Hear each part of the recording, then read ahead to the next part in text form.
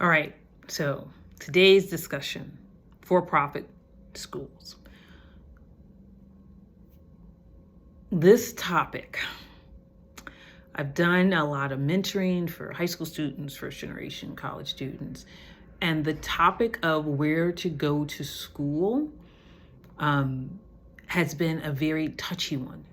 I've had kids and parents mention certain schools, and I was like, oh, you might want to rethink that. And a lot of them thought it was me doing a knock or a dig. And when it was more of, I was like, that school, you got to look at what is their success rate coming out. So here's where we have the discussion about public schools. We have your private nonprofits, and then we have your for-profits. What's a public school? Your public school is your local community college, your state university. They are basically funded by the state. And they receive some federal funds too, but mainly by the state. And they tend to be cheaper. You get the discount for being an in-state resident.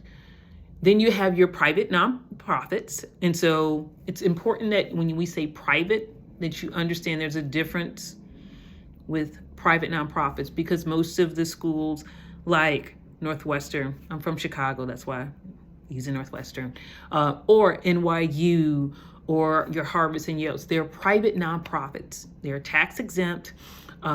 They get most of their money from investments, your tuition, and donations like endowments. And they reinvest that back into the school and the students and scholarship and research and all that other stuff. Then we have for-profits. And guess what? They are for profit. They are trying to make a money. And so unlike your public schools or your private nonprofits where they're reinvesting the money back into the school and the students and the research facilities, for-profits are there to make money for their shareholders and investors, which means that a lot of the times the students are getting the short end of the stick. So let's go into the numbers. When it comes to these for-profit schools, about 70% of people who go to these for-profit schools take out federal student loans.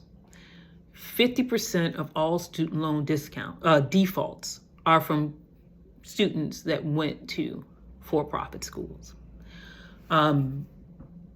Unfortunately, the stats for for-profits and the lawsuits have shown that there's a problem here. Students who attend for-profits are 3 times more likely to default, and they're 6 times less likely to find employment after enrollment than someone that's enrolled in a public school. So that's part of the reason why a lot of organizations, student advocates, call for-profit schools predatory. Because they say that they prey on people because they have great marketing and recruiting. Oh, get your degree in less than, not 2 years, 1 year, and we will work around your schedule. A lot of times I always say, beware of the advertisement that sounds like good credit, no credit, bad credit, come on down. If that doesn't scare you, that's your warning sign. When they're like, oh, and you can do it in less time. There's certain things, and I'm not knocking going to evening classes or night school, not knocking that at all. However, a lot of these for-profit schools say you can get it done in less time than it would take to go to their typical 2-year community college or your typical 4-year university. And unfortunately, when it comes to their students getting any of those diplomas, certificates, or degrees, that's lacking. And also, a lot of them have closed, and they closed before students received degrees, and many of the students were not able to transfer the credits. So that's going to bring me to the next thing. When it comes to these for-profit schools, their accreditation, most of them have gotten in trouble for not being properly accredited. You'll find that when it comes to your public universities and your private nonprofit universities, they're accredited by typically the same accrediting agency. Recently, in August, in the education department terminated the accreditation status of ACICS, a lot of C's. They were one of the main accrediting bodies for these for-profits. So one of the big things with these for-profits, excuse me, is that a lot of them were taking students when their accreditation status had not been fully approved. So a lot of them closed. They closed their doors without notice to students. And again, like I said, these students were not able to transfer credits because guess what? You went to an unaccredited school. So an accredited school, like your public university, or a private school, they're not accepting any of those credits. So for people who went to these for-profit schools like ITT, Westwood, Corinthian, DeVry, they put in all this time and effort, and basically no school is accepting those credits. That's the real issue when it comes down to these for-profit schools. And a lot of the students don't know. They don't, because how many students are going and checking to see if their school is properly accredited? So that's a huge problem. Just last year, the education department discharged $14.5 billion for over 1 million borrowers who went to basically for-profit schools. So when we talk about loan discharge, and be careful when you're reading in the paper like, oh, $6 billion forgiven for defrauded borrowers.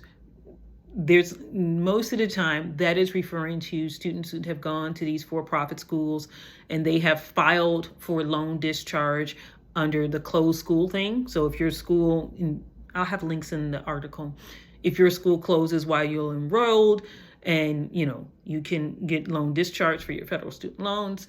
The other thing is called the borrower loan defense, which is what a lot of these students are using. They're saying that they were defrauded, they were misled. People were told that there was a nursing program. Guess what? There wasn't a nursing program, or it wasn't accredited. So they are suing, and that's where a lot of these loan discharges, that you're seeing in the papers, $6 billion for students that went to ITT or Westwood or DeVry and stuff like that, because they advertised programs that were not accredited. They didn't have the resources or anything like that for. The other people who have been targeted by for-profits are actually military veterans, because they want to use their GI Bill. So, and it breaks my heart, because one of the people that reached out on my website was a veteran that was like, I went to one of these schools, and he's like, I'm trying to get my student loans discharged and I'm having trouble.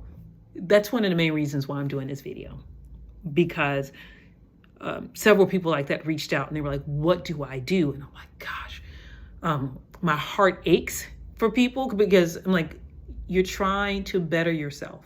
You're trying to do better. And basically you were taken advantage of by people who only cared about making money off of you. So with these for-profit schools, you are looking at, if your school closed, you can get your loans discharged. You need to apply. It should happen automatically from the Department of Education. But I'll have an article. Go to the link in the article. There's a separate link just for your school closed, how to apply for closed school loan discharge. The other thing is, it's called the borrower defense. So, the schools that advertise nursing programs, they advertise all this other stuff. And guess what? There was no nursing program. There were no clinicals, all this thing where they misled you, they defrauded you. That's called the borrower defense. So you can use that to get your student loans discharged. That is a process that you need to go through. I'll also have a link on the website for that. Now, there has been several major lawsuits that have happened.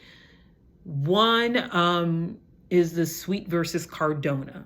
It consists of students. So over 100 for-profit schools are included with this litigation. There is a list of the 100. I will provide you the link on my article. And if you've gone to any of these schools, then you need to contact, there is a website for borrowers who, went to the schools and they believe that they're part of this lawsuit, so you can get your loans discharged. That's just one lawsuit that impacts over 100 of the schools. There are other individual lawsuits. The education department has issued announcements for ITT, Corinthian, Westwood, DeVry, and a couple others. I have links on the articles for you guys. The Project on Predatory Student Lending, they have been spearheading a lot of these litigations. So you want to reach out to them if you're like, I'm not sure if I'm a class member for the Sweet versus Cardona. I know they also have litigation for, I think there was this one school in, I think it's HCI, nursing school in Florida. Well, they were advertising that they were an accredited nursing school. They were not. And so there's that litigation. But like I said, the Project on Predatory Student Lending, they do a lot of legal advocacy for defrauded borrowers that have gone to these for-profit schools. So for the people who, like, I went to ITT and I'm not getting my loan discharged, that's going to be one of your main resources for how do I get my loan discharged. So I'll have that in the link for you guys.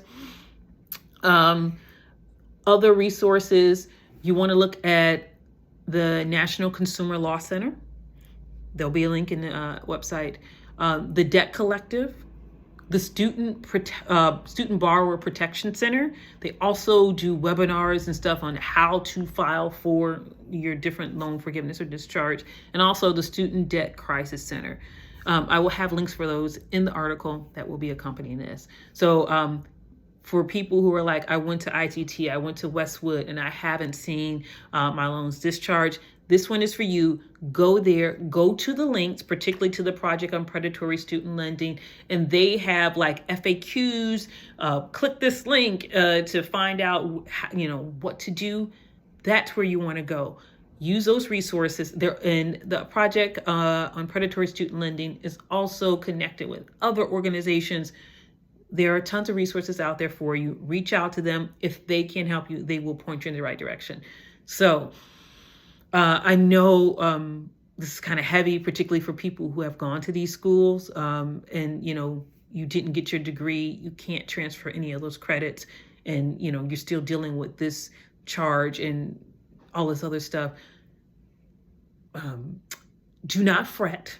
There are resources. Go to the article, click on a link, and reach out to the people. They're super wonderful. I've spoken to some of these people because I'm trying to get more information about the cases and what's going on. They're great people. Use the resources you have available. Thanks, guys.